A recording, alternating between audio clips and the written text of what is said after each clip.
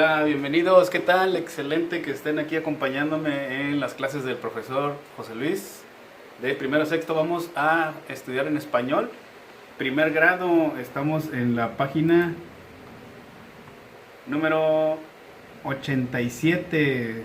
Hoy es martes 1 de diciembre y te comento que ya debes de tener tu libro a la mano, tus útiles para escribir, y pon mucha atención, aquí te voy a explicar. Dice, nos quedamos en el último video, en la página 86, y ahorita vamos a darle una leída a la parte que está donde dice un número 2 en un recuadro de color naranja que tiene el borde azul. Dice, elegimos una obra de teatro. ¿Recuerdas que ya habíamos visto dos fábulas de Esopo? Si no te acuerdas, te invito a que repases el video anterior. Dice allí, busca en tu libro de lecturas y en la biblioteca dos obras de teatro, revísalas y completa la tabla. En la tabla que está allá abajito dice título de un lado en una columna y del otro lado dice personajes, es en el recuadro de color fuchsia, ¿verdad? Bueno, aquí yo ya había visto, habíamos visto en las fábulas que vimos, por ejemplo el primer título, ponle allí la liebre y la tortuga, ¿verdad? Puedes ponerlo ahí en el recuadro grande. Y al lado dice personajes. Los personajes obviamente son dos, ¿verdad? La liebre y la tortuga. No te aburras, sirve para que tu escritura mejore, y si está bonita, pues todavía te sirve la práctica, ¿verdad? En la parte de abajo viene otro recuadro. Dice el título de la siguiente obra es El pastorcillo mentiroso. ¿Recuerdas? Muy bien, excelente. En la parte donde dice personajes vas a poner Pedro, que es el nombre del pastorcito. No se menciona, pero es Pedro, ¿verdad? En otro recuadro vas a poner campesinos. Hay 6 recuadros, puedes elegir el que tú gustes. En el siguiente recuadro vas a poner ovejas, porque también participan, ¿verdad? Aunque no tengan diálogos, están participando las ovejas. Y por último vamos a poner a el lobo, ¿verdad? Que es uno de los principales personajes. Una vez que hayas terminado, dice ahí abajo, decidan qué obra quieren representar. Vamos a dejar que tú decidas qué obra quieres ver. Dice allí en la página que sigue, la página 87. Escucha la lectura que hará tu maestro de la obra elegida, cosa que ya hicimos. Si no te acuerdas, regresa al video anterior, no te preocupes. Anota el nombre del personaje que te toca representar. En este caso no te va a tocar representar a nadie, ¿verdad? Pero sí puedes elegir el personaje que te guste más, ¿verdad? Que te gustaría representar a ti. Dice abajo, ahí vas a anotar en el renglón y el que gustes de los que acabamos de ver hace unos segundos.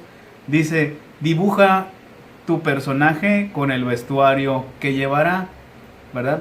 Ahí nada más es cuestión de que en el recuadro grande, que está una crayola en color morado, me parece que es, o lila, ahí vas a dibujar, y es todo lo que vamos a hacer de primer grado, ¿verdad? No te preocupes si no sabes dibujar, puede que le pidas ayuda a alguien mayor en tu casa, o puedes hacerlo de la manera que te salga. Recuerda que no es una obra de arte, ¿verdad? Puedes hacerlo a tu capacidad y a tu gusto, no te preocupes. Continuamos con segundo grado en español.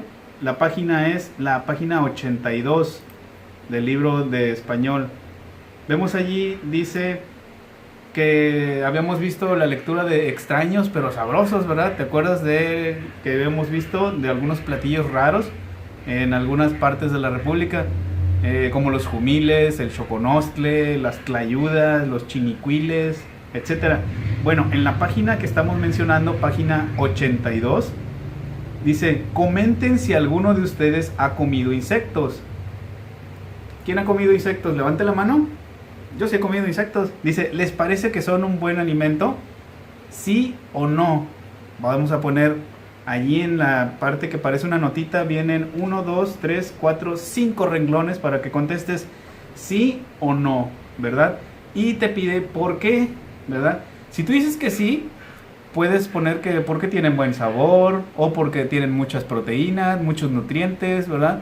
O porque son un platillo que a lo mejor es raro en tu lugar de origen, pero que igual tienes curiosidad por probarlos, ¿verdad?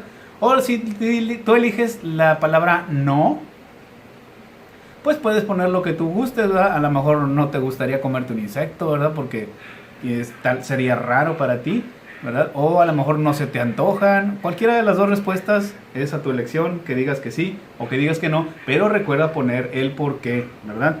Dice abajo, en la parte de abajo, en medio, busca información sobre un platillo típico. La necesitarás para hacer tu ficha informativa. Recuerda que tenemos que hacer una ficha informativa.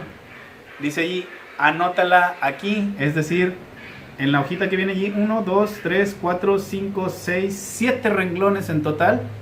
Vamos a poner el ejemplo de un platillo típico. ¿Cuáles son los platillos típicos en el lugar donde tú vives? Pueden ser las quesadillas, el mole, el pescado frito. Aquí vamos a usar tu gusto, ¿verdad? Algo que tú sepas que es típico de la región donde tú resides, ¿verdad? Y pídele ayuda a alguien mayor, por ejemplo a tu mamá o a tu abuelita o a tu papá, a tu tío, que sepan cómo se elabora y de manera sencilla explícalo, ¿verdad? Vamos a concluir segundo año en español y pasamos de volada a tercer grado, página 84. En la página 84 vamos a ver la familia de palabras. Recuerda que la familia de palabras también se dice léxico, ¿verdad? Vamos a ver un ejemplo. Dice, lee con cuidado las palabras escritas en los recuadros. ¿Cómo las agruparías y por qué? ¿Verdad? Cuando dudes acerca de la ortografía, recurre a la familia a la que pertenece la palabra. De esta manera, casi siempre podrás escribir de manera correcta. Las palabras de una familia derivan de otra palabra con la que se relacionan por su significado. Por ejemplo, las palabras científica, científicos y científicamente son parte de una familia y por su significado todas se relacionan con la palabra ciencia. ¿Puedes descubrir qué otra característica comparten a partir de observar cómo se escriben? Coméntalo con tu maestro y tus compañeros. Y vemos allí en los recuadros, por ejemplo, vemos en uno dice experimento, del otro lado dice experimentar, ¿verdad? Tienen que ver las dos palabras, empiezan igual. En el que sigue dice experimentando, es un gerundio, acuérdate que los gerundios terminan en ando, endo, ¿verdad? Y la que sigue, en el recuadro que sigue en color naranja, dice experimental. Quiere decir que todas esas empiezan con una misma familia léxica, ¿verdad? Por ejemplo, la palabra inventados, acá viene la palabra inventor, la palabra invención y por último la palabra invento y la palabra inventar. ¿Te fijas cómo todas tienen una especie de comienzo parecido, verdad? Por ejemplo, la que sigue, divulgado, divulgar, divulgador, perdón, y divulgación. Ya dijimos divulgar también. Y hasta allí con los recuadros. Es momento de escribir la versión inicial de tu artículo de divulgación científica. Acuérdate que tenemos que hacer un artículo de divulgación científica. A partir de lo leído en este proyecto, selecciona un tema de tu interés para escribir un artículo. Es decir, algo que te interese. Yo, por ejemplo, he tenido alumnos que les gustan mucho los animales salvajes, los animales acuáticos, la astronomía, es decir, el estudio de las galaxias, estrellas y demás cuerpos celestes, ¿verdad? ¿Tú cuál te gustaría hablar o de cuál te gustaría hacerlo? Es de tu elección. Dice allí, a partir de lo leído en este proyecto, selecciona un tema de tu interés para escribir un artículo. Haz una lista de los temas que eligieron en tu equipo, en este caso lo vamos a hacer individual, ¿verdad? Recuerda que para separar cada uno de los temas debes usar una coma, signo de puntuación que sirve, entre otras cosas, para separar elementos de una lista.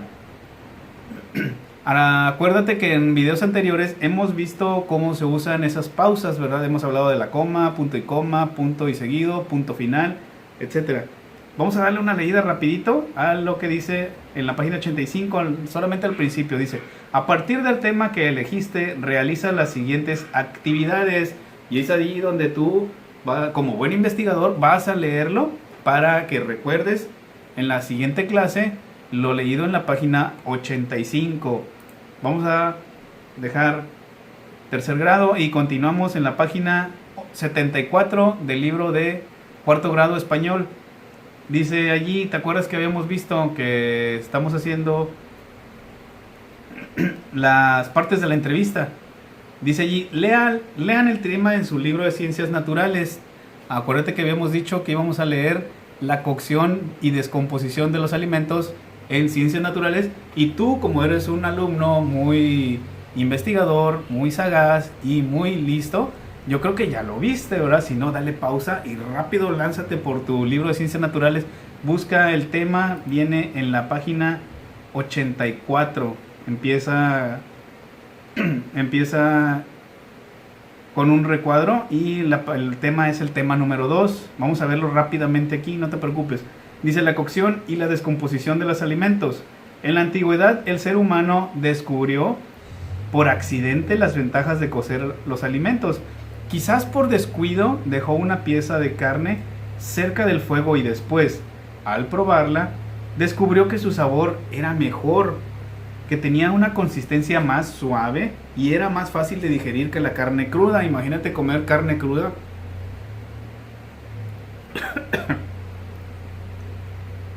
Cuando los alimentos son sometidos al calor, sus propiedades cambian. A esta acción se le conoce como cocción, ¿verdad?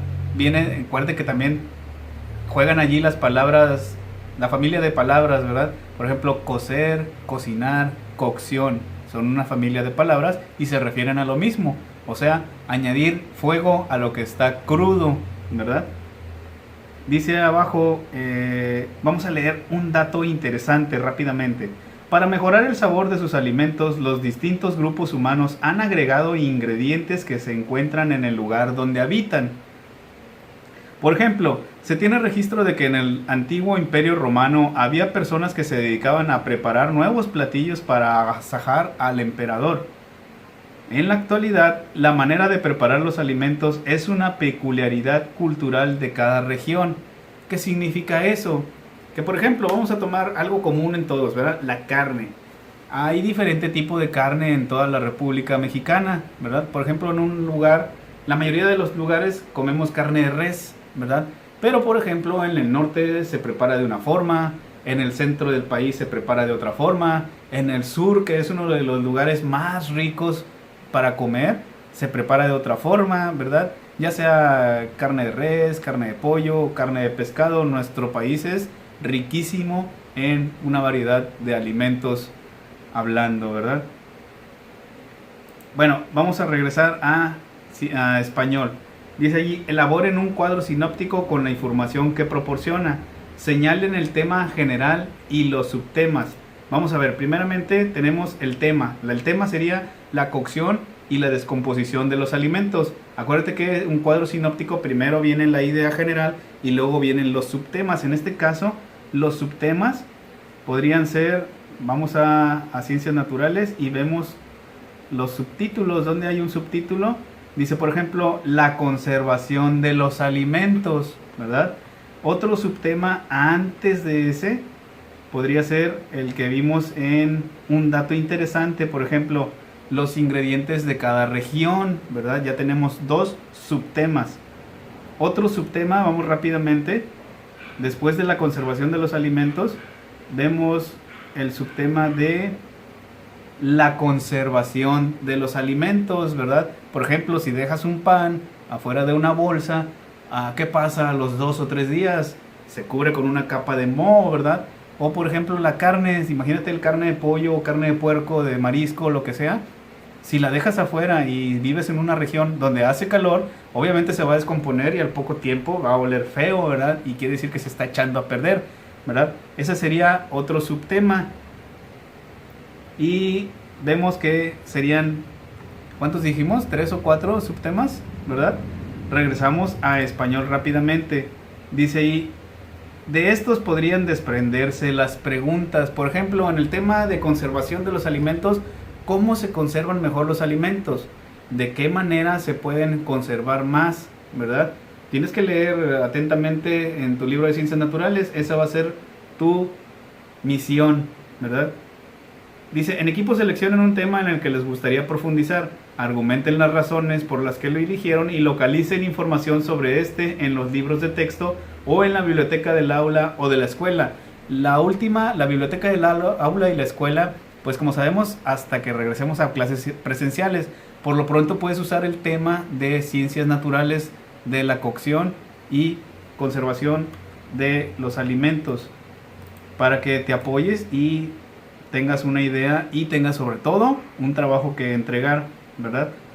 Dice ahí abajo, para seleccionar a la persona que cada equipo entrevistará, investiguen quiénes son los expertos en el tema elegido y propongan a una o varias personas que podrían enriquecer la información que han consultado en los libros. En este caso puede ser alguien mayor, ¿verdad? Por ejemplo, tu abuelita a lo mejor tiene muy buena sazón, ¿verdad? En la cocina. O si tu papá cocina, le gusta cocinar, como a mí, ¿verdad? Que me encanta hacer carne asada, por ejemplo. Y, por ejemplo, también a tu mamá, que a lo mejor es la que cocina en tu casa. O si tú ya tienes nociones de cómo se prepara, aunque sea un huevito, pues ya también tienes nociones de cómo se conservan los alimentos, cómo se preparan, qué ingredientes llevan, etcétera, ¿verdad? Dice allí, para hacerlo pueden apoyarse en la siguiente tabla, y viene ahí una tabla en colores. Dice tema, puede ser número 1, número 2, número 3 o número 4. En este caso vamos a quedarnos con el de la conservación de los alimentos. ¿Por qué? Porque todos comemos, ¿verdad? Razones por las que le gustaría saber más acerca del tema. Podría ser porque quieres cocinar, porque te interesa, porque no lo sabes y quieres saber, ¿verdad? Personas a las que podrías preguntarle sobre el tema, ya te las mencioné. Razones de dicha elección. Ahí vas a poner lo que tú creas conveniente, ¿verdad? Dale una leída a la página 75, que es lo que vamos a ver en el próximo video.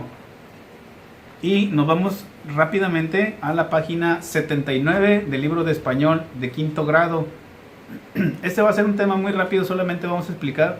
También es parte de los cuadros sinópticos y los mapas conceptuales. Son dos cosas que vamos a ver. Hoy nada más vamos a ver el cuadro sinóptico. Perdón, el mapa conceptual. Viene allí, fíjate, en el video anterior vimos lo de la contaminación del aire en el tema un problema que requiere acciones comprometidas. Si no te acuerdas, regresa al video anterior para que te acuerdes. Dice allí la contaminación del aire y te fijas que una línea se parte en dos y bajan. Dice allí en un lado es causado por, y en el recuadro viene la causa, ¿verdad? O sea, las industrias contaminantes y vehículos automotores. Y si te fijas, viene otra línea donde dice debido a, y se divide en tres. Hay tres factores a los que se debe, dice allí: falta de responsabilidad empresarial, incremento de vehículos y el uso de tecnología antigua obsoleta. Damos la vuelta al lado derecho, dice ahí contaminación del aire, y en el lado derecho dice tiene como efectos. ¿Recuerdas cuáles son sus efectos? Dice allí impacto en la calidad de vida de los seres vivos, y abajo se diversifica en dos. Por ejemplo, dice daños a la flora y la fauna y aumento de enfermedades en el ser humano. ¿Recuerdas que todo eso venía en la lectura? Y en el otro lado dice tiene como efectos pérdidas económicas, y abajo se diversifica en dos. Dice, por ejemplo, dos ejemplos: aumento en gastos destinados a la salud, en este caso por parte del gobierno o de las secretarías de cada estado, y el ausentismo laboral y escolar, debido exactamente a las enfermedades del tipo respiratorio y como consecuencia de la contaminación del aire. ¿Te fijas cómo de un solo tema es como si lo estuviéramos desmenuzando? y damos un subtema y las causas. Ahí donde dice, por ejemplo, es causado por, tiene efectos debido a, y por ejemplo, son algunos ejemplos de cómo podemos diversificar nuestro tema a partir de un escrito, de un relato o, en este caso, de una investigación que tiene como título un problema que requiere acciones comprometidas. Si gustas puedes volverlo a leer para que entiendas bien este mapa conceptual, ¿verdad? En la siguiente clase vamos a ver el cuadro sinóptico.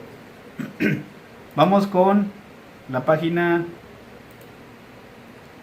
en el libro de sexto grado, página 93 de...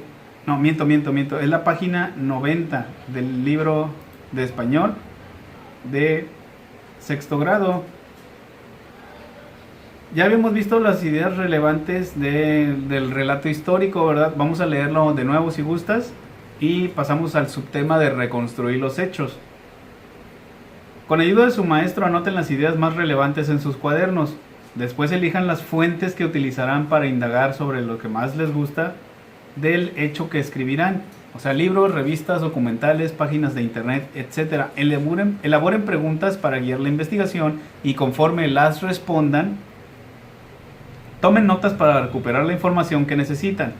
Redacten con sus palabras aquello que deseen parafrasear. Recuerda que la paráfrasis es extraer lo que dice en el texto y decirlo en tus propias palabras, ¿verdad?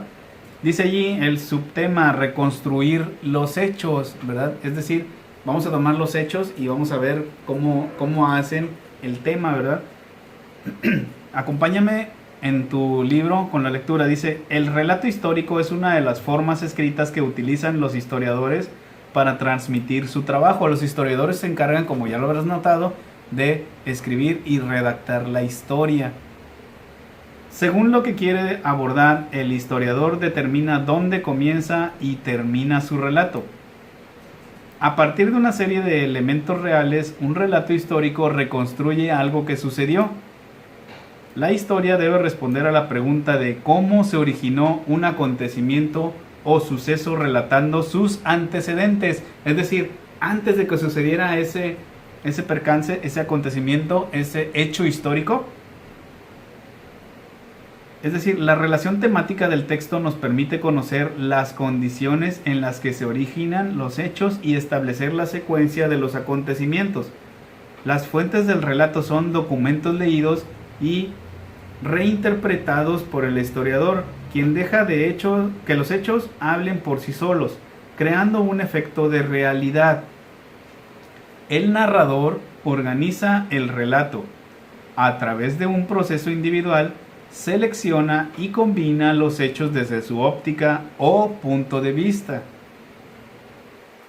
Por ello, es posible encontrar textos de este tipo que muestran distintas perspectivas sobre un mismo acontecimiento. Recuerda que eso lo vimos en quinto grado, el año pasado, que tú estuviste en quinto grado, con Iturbide. Vemos varios relatos de un mismo acontecimiento. En este caso, por ejemplo, vamos a hacer un ejemplo muy rápido. La Revolución Mexicana. ¿Por qué pasó? Porfirio Díaz duró mucho tiempo en el poder. Las condiciones del pueblo eran buenas, pero la mayoría vivía de manera miserable y pobre, ¿verdad? En el norte se empezaron a rebelar con la guía del líder Pancho Villa y en el sur con el caudillo Emiliano Zapata, quien pedía tierra y libertad, ¿verdad? Todas esas condiciones se conjuntaron para poder querer sacar de su imperio o de su gobierno, en este caso, a Porfirio Díaz. ¿Qué pasó después? Llegó Francisco I. Madero y puso en conjunto con lo que pasaba, puso las bases para ya no reelegir a Porfirio Díaz, ¿verdad?